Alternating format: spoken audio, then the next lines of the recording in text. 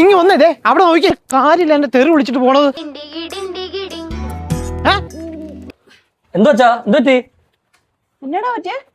ഒന്നുമില്ല. എടീ നീ പോവാൻ റെഡി ആയിക്കോ. നീ ആരെയും പന്നീന്ന് വിളിച്ചേ?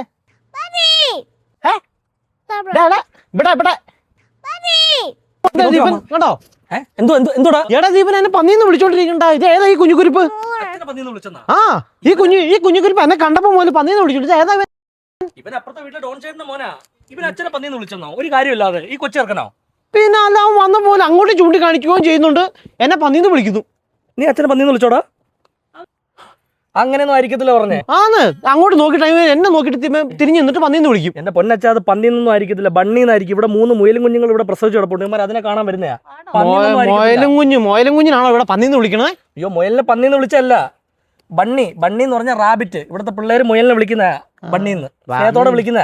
പന്നി പഠിക്കാൻ വിട്ട സമയത്ത് പഠിക്കണം. ചുമ്മാ അവിടെ കറങ്ങി തിരിഞ്ഞ് നടന്നിട്ട് ഇപ്പോഴും ഒപ്പിടാൻ പറഞ്ഞാൽ മറ്റേ കൊച്ചിന്റെ പടം വലിയ പേപ്പർ വരച്ച് വെക്കുന്നത്. പിന്നെ പുൽച്ചാടിയാ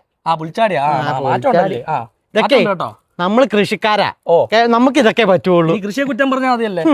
ഒരു നാണോ ഇല്ല കൊച്ചു പിള്ളേർക്ക് ചുമ്മാ. എടാ മോനെ നീ ഒന്നും പറയില്ല കേട്ടോ. നീ എന്തെങ്കിലും പറഞ്ഞാൽ അവർക്ക് തെറിയായിട്ട് തോന്നും. കൊച്ചിന്റെ പന്നിയാലും ശരി പന്നിയാലും ശരി ബാടാ കൊച്ചെ. ഇനി കൊച്ചിനാക്കിയാൽ മതിയല്ലോ.